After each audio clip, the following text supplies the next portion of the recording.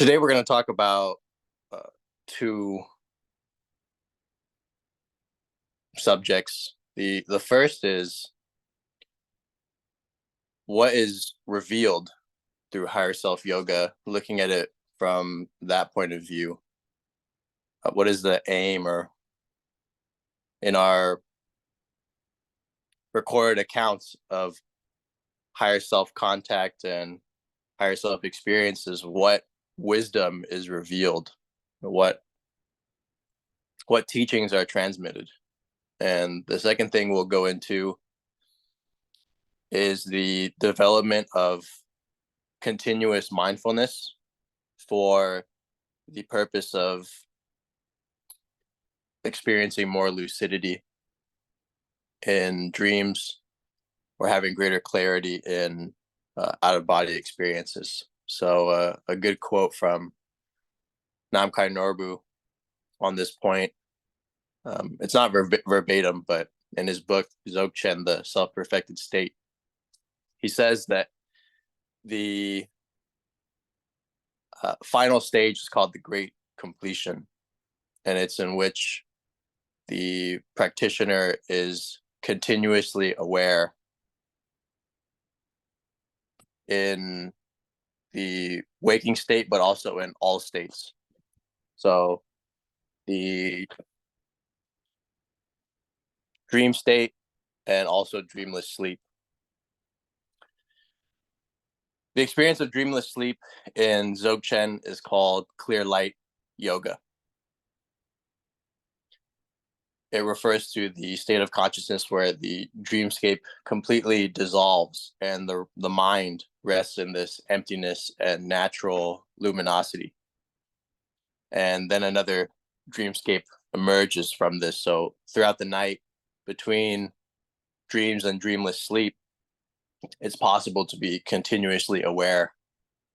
And the way this is developed is by cultivating or perfecting mindfulness. If we look at the Eightfold Path, we have right view, right intention, right action, right speech, right effort, right mindfulness, right concentration. You could see all 8 of the aspects of the Eightfold Path as masteries in of themselves. Generally, they're looked at ways to purify the mind, but you can actually see them from the lens of each one is really a profound dharma or mastery in of itself. So looking at mindfulness, developing continuous mindfulness is really the right mindfulness factor, path factor. So in the Four Foundations of Mindfulness Discourse in the Satipatthana Sutta, it talks about, under the section of contemplation of the body, talks about developing continuous mindfulness. Breathing in, you're aware that you're breathing in. Breathing out, you're aware that you're breathing out. Walking forward, you're aware that you're walking forward. Coming back, you're aware that you're coming back. Putting on your robe, you're aware that you're putting on your robe. Eating, you're aware that you're eating. Talking, you're aware that you're talking. So having complete awareness in each activity is really the basis for the development of right mindfulness. And this ends up being the foundation for having clarity or awareness in other states, or it can act as a foundation for that.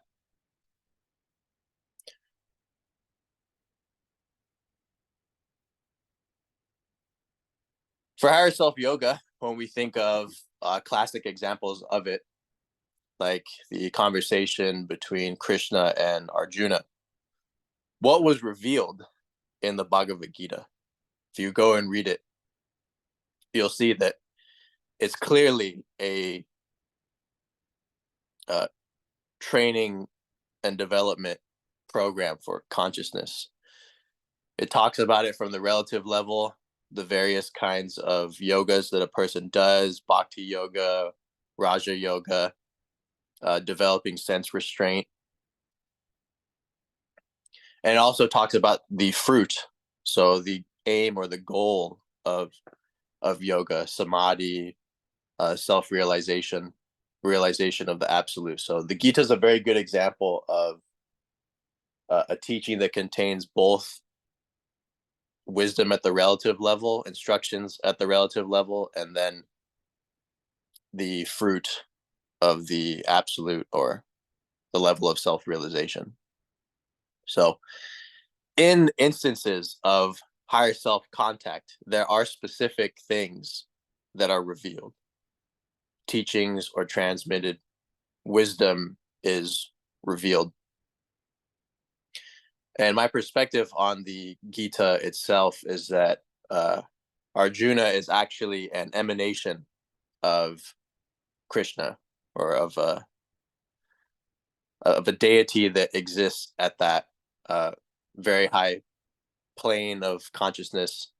Buddhism refers to it as the fourth jhana plane.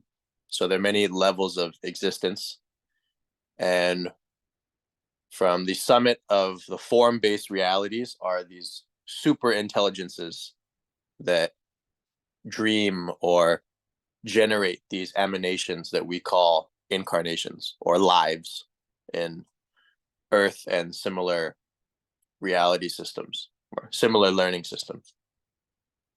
That's not indicated in the Gita. The Gita is just saying, Krishna is in the heart of all beings, and Arjuna has contact with God, with Krishna, and then Krishna gives him this discourse. But my take on it is that Arjuna is actually the emanation, one of Krishna's many, many, many, many emanations, and that Arjuna is now having a moment of higher self contact, of the fruit of higher self yoga, and is now receiving this very profound dharma and transmission from his higher self. So Krishna gives Arjuna the advice on not being caught by the world and developing sense restraint. He also gives a specific teaching on one's duty. So a person's personal unfolding and destiny in this life, which is a concept that's very more particular to the Gita and to Hinduism than it certainly is in Buddhism. What is your destiny? It's said that in the higher self, in the soul, these life paths, our destinies are encoded and can be discovered. And William Bullman talks about that in his book, Higher Self Now, having an OBE and then saying higher self now, and having the intention to experience an overview effect, or what one's karmic requirements or destiny is comprised of. And this is still speaking at the relative level of things to do and accomplish in this particular incarnation. The most profound part of the Gita is the section that has to do with the fruit, with self-realization and non-duality. So the aim of higher self yoga ultimately is wisdom, is non-duality. So what's revealed through contact with the higher self is often a direct experience of non-duality, of unity, or a profound lesson that is necessary, important, or very practical at the relative level. An example, there's a student here that had contact with his higher self in an OBE, and it was a formless experience, and there was the overwhelming sense that his life was completely perfect, and that whatever perceptions he had about where he was or what he needed to do or why he was suffering so much are really the result of his human consciousness. but from the vantage point of the higher self, this deeper layer of what he is, uh, all is well. There's actually nothing wrong at all. Another person, contact with his higher self through a lucid dream. There are only a few messages that he remembers, but one of them was, you're a part of us and we love you. So there is an immense sense of unity or connectedness that arises as a result of that. And it's very direct and undeniable. What function does that serve? That serves a function of, it overturns this sense that we may have coming from our individual self or our ego, that we're really alone in this life, and that there's nothing behind or supporting us. That we're just aiming, or we're just wandering aimlessly. And that kind of OBE and that kind of direct experience, it shatters that particular belief or conviction that a person can begin to develop as a result of their experiences here on Earth.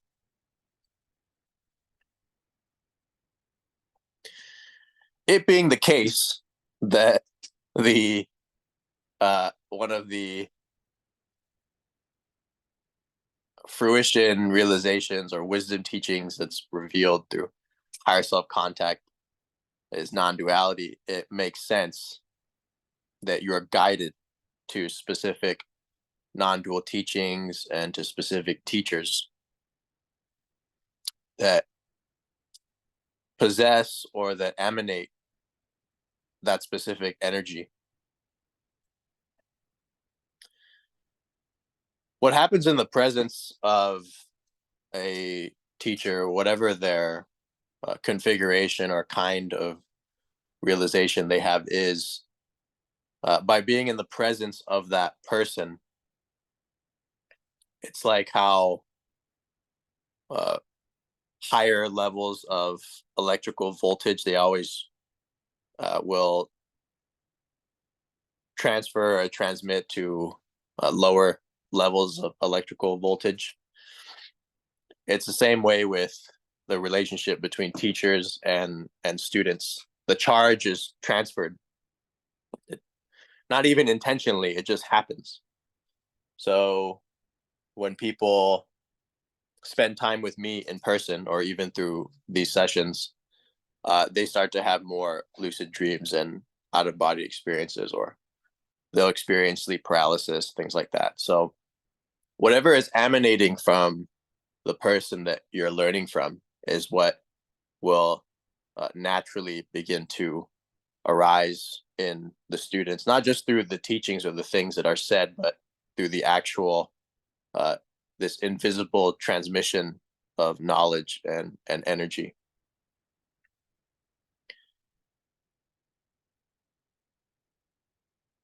So you'll notice that if you read certain if you read two types of non-dual teachings, for example, you'll find that the more you invest in, let's say, the Vedantic version, you'll begin to experience more of this witness consciousness. This immutable observer will begin to become more prominent in your experience. If you read things that are more like Buddhism, emptiness, Heart Sutra type stuff, you'll start to experience more of the, Buddhism calls it the exhaustion of phenomena. So the sense that none of this is actually here. Experiences are direct and immediate and awake, but they're not actually present. So that's called non-arising or emptiness. You'll notice that the more you listen to someone talk about that, that has that as their core or primary mode of orientation or of operation of existence, that will begin to arise in you or in the people around that teacher. My first non-dual awakening was from reading Ramana Maharshi. I remember the specific moment it happened. I was on a flight back from China, and many of you have already heard this story, but I was on a flight back from China, and I was reading his book called Talks, and it's a compilation of his Q&As. And there was a line that just cracked my skull open. It said, "Moksha, liberation, is to know that you are never born." And when I read that, I didn't understand what was being said. I just started trembling and sweating profusely for no reason. It was a weird moment. It was like my brain short circuited or something, and it just felt very odd. Yeah, sweating profusely.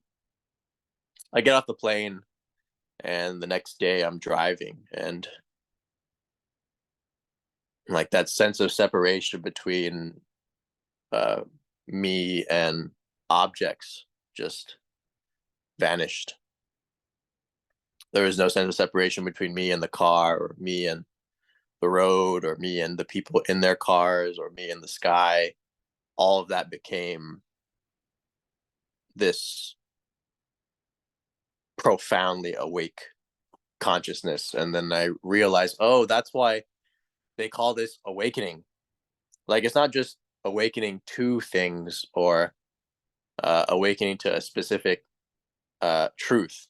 It's actual awakening. Like, the consciousness literally recognizes its own nature as wakefulness, as awakening, as being awake itself. And that unity lasted for 10 days. And then I went through a process of, I call it the foreground background split. So it goes through this uh, periods where your sense of self, your ego's in the forefront, and this non-duality is in the background, and then it switches, and you feel more non-dual, or you have the experience of uh, non-duality, and then it vanishes, and then your sense of self is back in the forefront, and it goes through this for me, it lasted 3 years. But the higher self, or larger consciousness system, is already operating. It is already in a non-dual state. Thus, Krishna and his relationship with Arjuna, it's very clear that Krishna is a being of unity consciousness. He made statements like, "I am in the heart of all beings," or "I am time, the destroyer of worlds." His identification has gone beyond his particular form, and is now uh, one with the entirety of the universe. His identification is with every aspect of existence. And he says he is that. So this is non-dual, for sure. The higher self that is experiencing, that is essentially dreaming all of these incarnations on Earth and in similar realities, already exists at that particular unity configuration, unity consciousness. And that's essentially where the wisdom comes from. When we begin to deepen in our practice, and in meditation, and non-duality begins to awaken. It's usually not described this way, but what happens is, there's a silver, in Hindu or yogic literature, they call it the Antakarana. So there's this pathway of light that goes from the crown of the head all the way up to, the yogic literature says, God. And so this silver thread in most people is very thin. So most people have no spiritual awareness, or no sense or even inclination towards these things. For whatever reason, based on the particular conditions at that time, the silver cord expands in size. And when that expansion happens, there's a descent of wisdom and there's an experience of consciousness at these higher levels. So consciousness at the unity, experience at the unity consciousness level. Your higher self is already operating in that sphere. It already exists in that way. So when the silver cord expands, the antakarana expands, that begins to arise in the emanation or in the incarnate at the earth plane level. So like when Arjuna and Krishna had that discourse and Krishna gave him these teachings, you could see that as the actual interaction that results from this expansion of the bridge of light or of the spiritual cord. Spiritual cords expands, boom, wisdom arises. You have these experiences. So they say that a master or a guru, the reason that their capacity for influence and awakening others is so powerful and strong is because their silver cord has expanded from like a tiny thread at some point in their incarnational plight to now being a pillar of light. They say the greatest teachers, if you look at them clairvoyantly, you can't even see their energetic physiology because there's so much light that is pouring down into their system. You just see their feet. So that's why there's this whole emphasis on the feet thing with teachers and gurus. So that light of consciousness from the higher self or from the Atman is what begins to descend into the physical body, into the astral body, into the various light fields and energetic structure of the aspirant. That descent causes a kind of purification. So this is why after a spiritual realization or a spiritual breakthrough, there's often challenges that arise. It's because from the descent of light, there's now these discordant energies that are being pushed to the surface in order to be processed and digested. Lesson passed, on to the next thing. So that's a reason we often have this sense. It's like, oh, having a very profound experience or deepening and insight, but like why are so many challenges arising? One, it's like pouring cold water on hot coals. There's this reaction of steam that comes up. But it's also the case that as part of further purification and development, now you're being prepared for the next descent or the next pulse of wisdom from the higher self, from these higher levels of you. So in order to be able to receive that light and receive that wisdom, there's certain purification and development that needs to occur in your own relative, at your own, at the relative level in your incarnation. Certain things will be presented to you to get worked out. So in my case, for example, I had that higher self OBE, and it brought me directly to an aspect of myself in the dreamscape, and I was like, this is your anger. Very clearly you can get indicators on what is it that you need to work through at this time when you work with dreams and when you use divinatory tools like tarot and I Ching, and even just picking up a book and saying, hey, what's the most important lesson to be revealed? And you flip to a random page and you might find a very relevant challenge or issue that's addressed right there. So the randomness that is the nature of the dreamscape, the randomness that is the nature of tarot, and the randomness that is the nature of the I Ching allow for patterns of order to arise. And from those patterns, a particular challenge or aspect of yourself that can be worked on is revealed to you.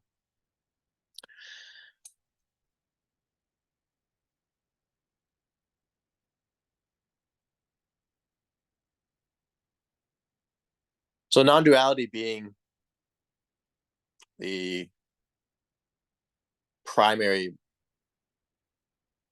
mode of being or existing that awakens as a result of that, it's very clear why you're drawn to specific teachings and why there's this constant pull to learn and explore more in a given area, or particularly not non-dual teachings in this respect. So from the higher self level, it's clear that these identifications as a body or identifications in terms of gender and sex and different ideologies, they're purely products of the human consciousness that this higher self intelligence is embodying, essentially. We can even go as far as say generating, in my opinion. It really is like the same way that we have dreams every night, and no matter how many dreams you have or no matter what happens in the dream, the events that unfold in that dream, the many lives that arise and then pass away, these have no real effect on the you that is sleeping in the bed. You could have hundreds of thousands of dreams, and over the course of your life, you will have hundreds of thousands of dreams.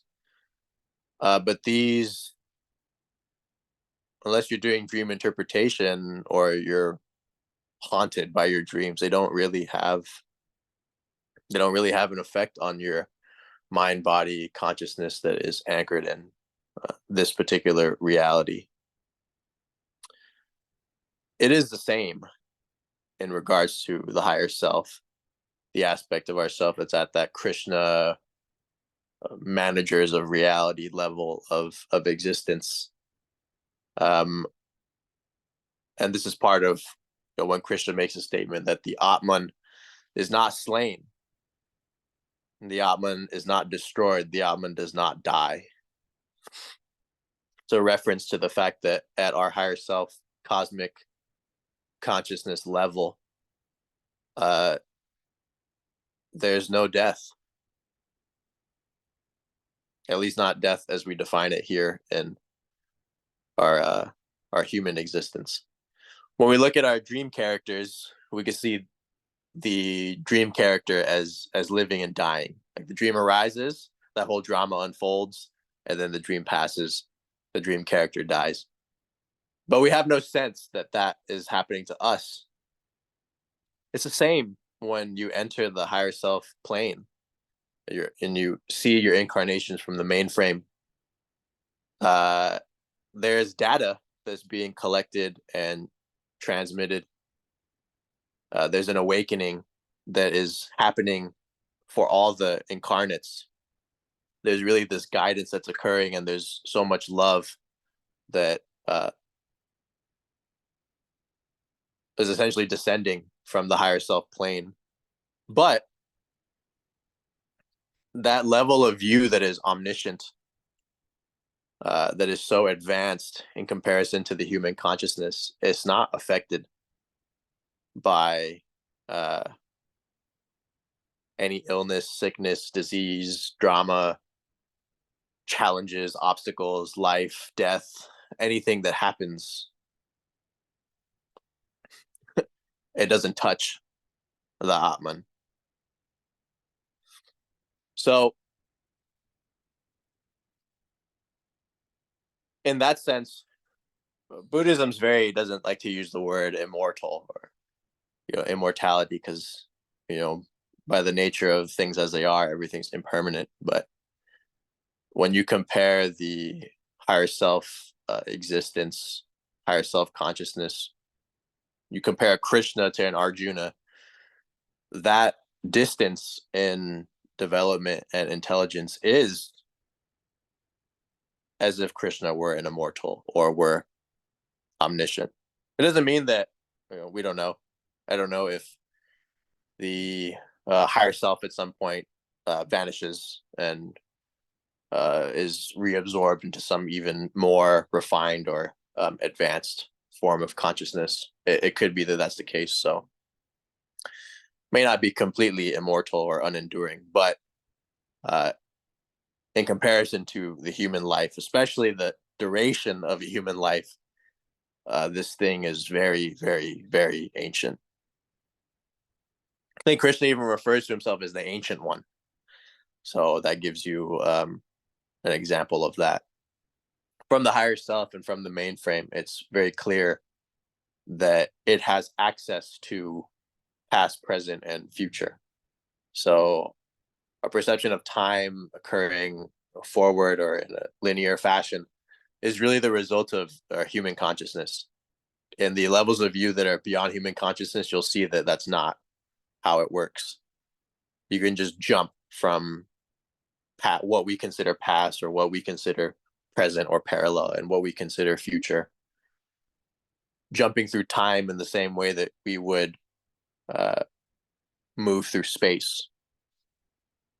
So this is what's possible for a different form of consciousness. Everything that we think and know about spirituality and about life is the human consciousness configuration, is the human consciousness version of that. It's all dependent on the concepts that we have and that are a part of our human consciousness. Even this notion that I'm like the phrase that I'm using, mainframe, or that the various lives are accessible through a particular place or room in the mainframe. It's completely possible that that is all just because the human consciousness that is appearing in that reality, my human consciousness that is appearing in that reality, has being a person that exists in the 21st century in its memory banks. So when it enters that kind of reality or that specific information field, the information field aggregates in itself in a way that's perceptible and intelligible to the person or to the consciousness experiencing it. And this is a point that's illustrated in Buddhism as well, that if we look at a river, a human sees the river as water, but a hungry ghost, a being that's in purgatory, would see the same river as a river of pus. An angel or a deva would see the river as made of ambrosia, and maybe a being in hell, or a hell being, hell denizen, would see the river as a river of fire. So that particular level of consciousness I refer to as the mainframe.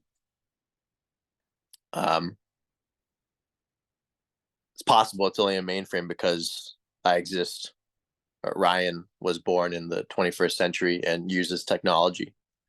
Because when I consciousness transferred into a bodhisattva or a deity that was existent at that level,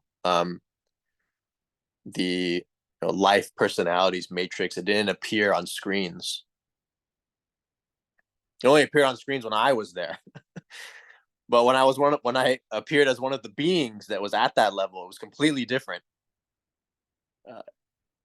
In our human consciousness, we experience, one thought at a time, maybe a succession of thoughts very quickly, right? But it's always an image disappears, another image replaces it, another image, one after the other. This happens all day, all night, for the entirety of our lives. But this deity's mind,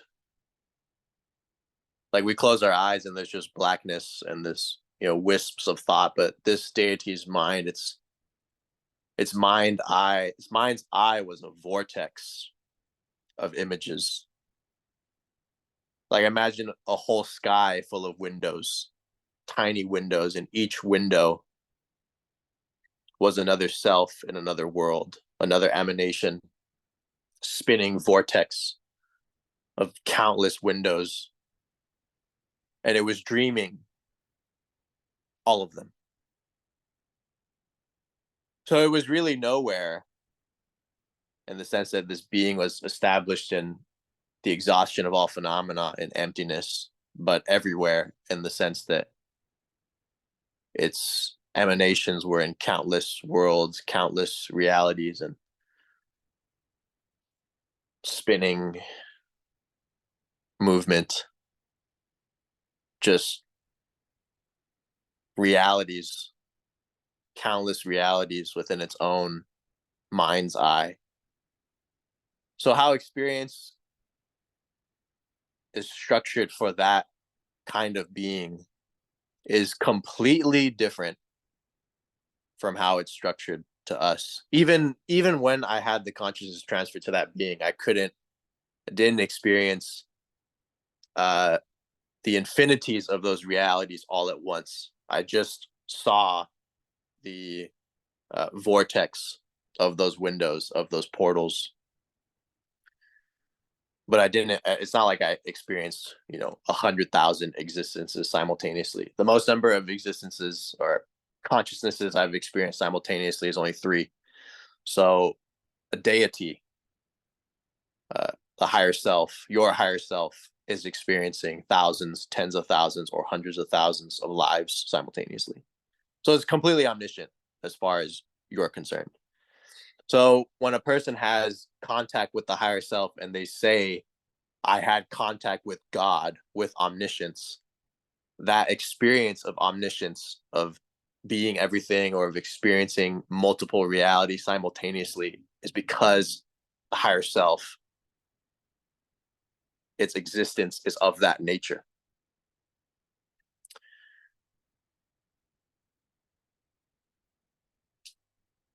Okay, enough mystical stuff. Back to some practical stuff for the next 5 minutes, and then we'll meditate till the end of class. I'm going to recommend this for everyone in both this class and in the 4 foundations of mindfulness class. It's a very uh, it was it's such a common and popular book that I never really thought to actually read it. It's called The Miracle of Mindfulness. And a good maxim or principle is that whenever you have problems or whenever you're stuck in your practice or in your life, go revisit the fundamentals of that given thing. So I'm not stuck in my practice, but for some reason I just like picked this up and I started reading it because I'm developing more continuity of mindfulness. And that's what this whole book is about. So it talks about how in every single thing that you're doing, just do that thing completely and totally. Absolute totality of what is present, what is arising. So when you're walking, just walking. When you're talking, just talking. When you're eating, just eating. And every single thing, activity that is engaged in becomes meditation by giving your full attention to it, by giving yourself totally to what is happening and to giving yourself completely to what you're doing. It's a way of being devoted to action. So you're so devoted to what is occurring and to what you're doing that you enter a non-duality directly as a result of that. There's usually this sense that, I am the one walking, or I am the one eating, or I am the one talking, or I am the one conceiving. But by practicing this, it's also called total exertion. By practicing this completeness and absoluteness in every single little thing that you do and say, everything becomes uh, meditation, and everything becomes practice, and ultimately fruition. Fruition and practice, these are actually the same thing. We just perceive them as separate if we're still experiencing duality.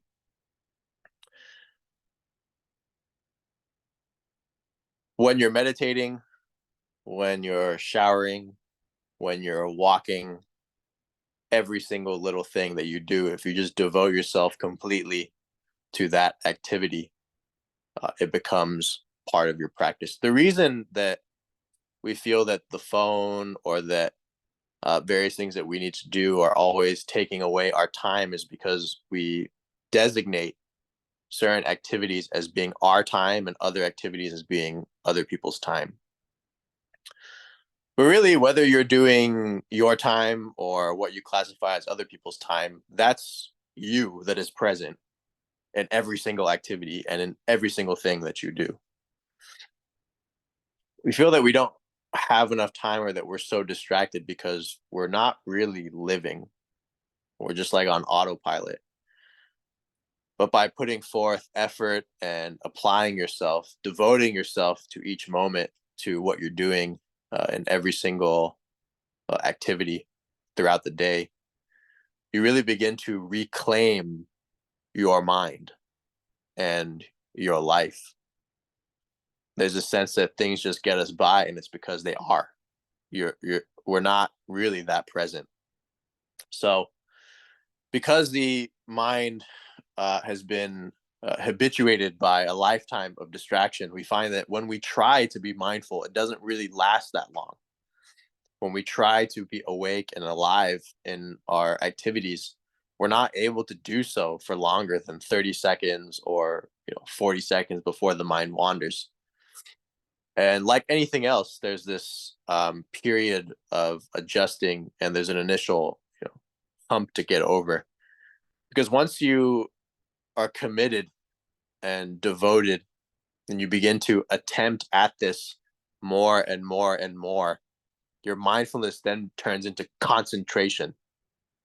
It turns into samadhi. So then you start to have longer periods where you're able to be aware and you're actually able to just let up on the effort, and you'll find that that awareness can continue for longer periods of time than it did when you were first attempting this. So the way to um, develop this kind of integration is to actually engage in action after a meditation session. So if normally you meditate for an hour, what you can do is you do your standard meditation for an hour and then you walk for 15 minutes afterwards. Or cut your meditation short at 45 minutes and then you walk for 15 minutes. So you're getting used to going from awareness in the non-doing mode, which is meditation, to awareness also in activity in the doing mode. So you find that motion and stillness are two sides of the same coin of experience. There's always this alternation, even in dreams and dreamlessness, dreams and clear light. The dreamless state is the non-doing. There's nothing that's happening. It's a vacuum. And then the dream is the action, the activity. In meditation, it's the same way. You release this sense of doing and of controlling, and you rest in, you have more experiences of stillness, and that gives way to activity and action. So stillness is inseparable from awareness. Movement is inseparable from awareness. By awareness, I mean mind or experience. These are all words for the same thing, this presence. So by getting used to the alternation between stillness and movement, you can overcome the dichotomy and the split between that some people experience between their spiritual affairs and their worldly affairs. There's this conflict between our inner life and our outer life, and we feel that we're only awake in our inner life, and in our outer life we're just subject to the world and to the various conditions of life. But the truth is that the is that you are present in both modes. Experience is present in both modes, whether inner or outer. Inner and outer, these are just classifications that we're creating. There's not actually a split. It's just a result of preference. We feel more ourselves in our inner life, and we feel more that isn't the case in our outer affairs, because the designations that we're placing on them are resulting in a conflict. But when you see both the inner realities and the outer realities as none other than wakefulness, none other than your mind, none other than presence, none other than emptiness, none other than Atman, and you begin to have a direct experience of that, there's no way that a split could possibly exist.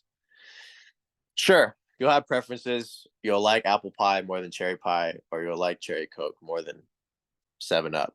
But the wakefulness that is the nature of experience, that is the case in every single mode, every single activity, every single thing that you do or don't do, every level, human consciousness or otherwise.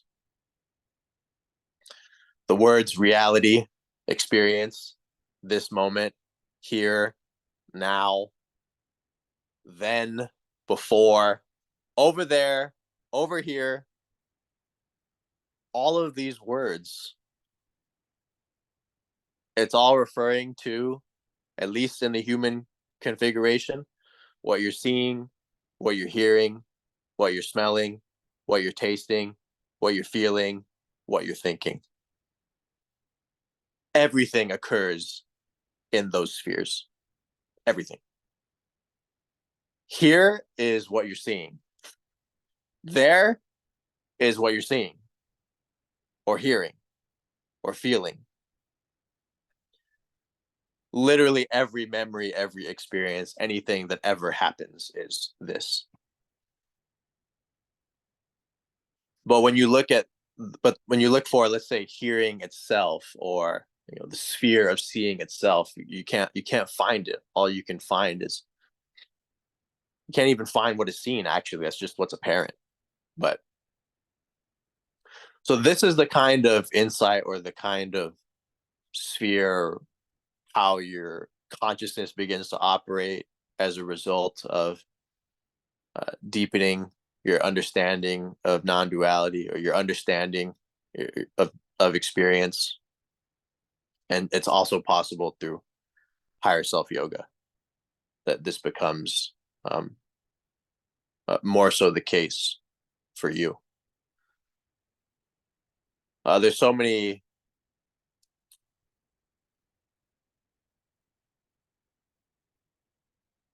the appearances are countless. The configurations are countless.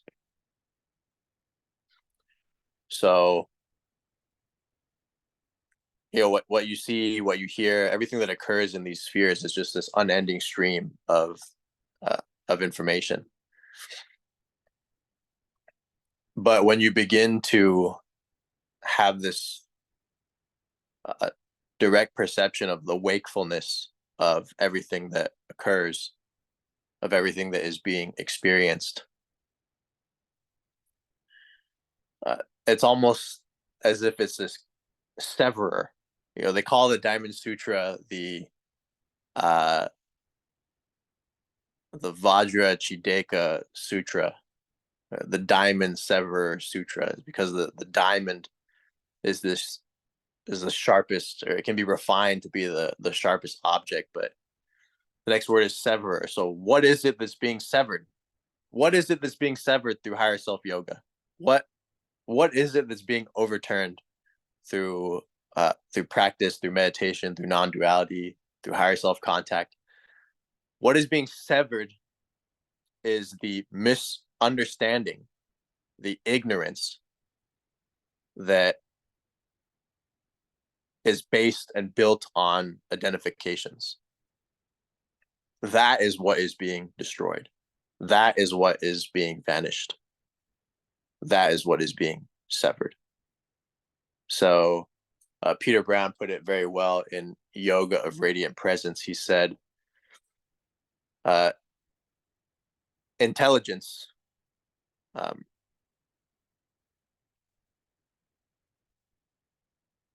I'm butchering it. Intelligence misapprehends itself, dreaming of realities.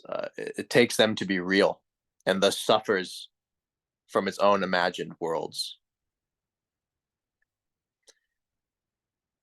Freeing oneself of that, overturning ignorance, severing our misperceptions, our identifications of being this body, of being limited to this particular life, of identifying with our thoughts and experiences. All of this really comes down to a self. If that self, if this me isn't here, there cannot be mental and emotional suffering. It just cannot arise. It is built on the notion of I, on the notion of me, on the notion of my. So inherent intelligence under the delusion of I, me, and mine creates suffering for itself. It suffers from its own imagined worlds and realities, these dramas and stories we create about our lives. And that continues even after even after awakening, but eventually it ceases. So when intelligence is finally freed from this perception of I, me, mine, then all there is this immaculate, perfect river of experience. And that's why Dzogchen's called the great perfection. So once this sense of a doer, or this sense of a me is out of the way, everything is just radiant in its immaculate purity.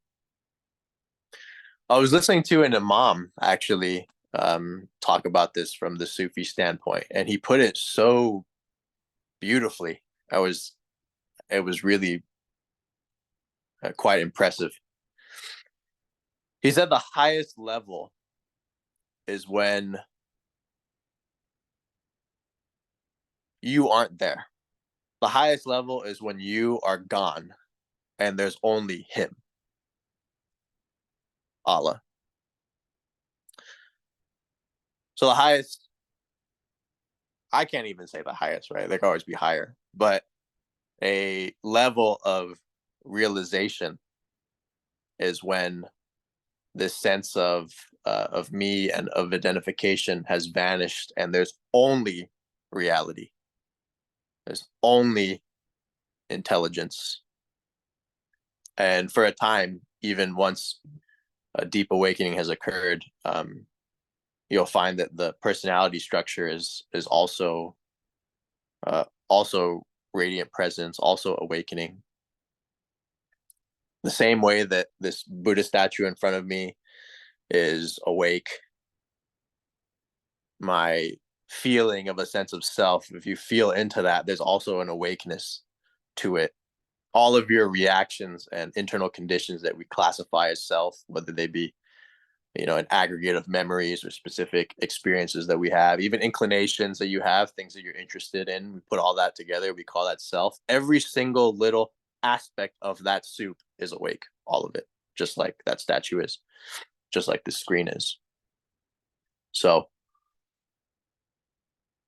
the way to awaken to reality is by this moment to moment presence. If we limit it just to meditation sessions,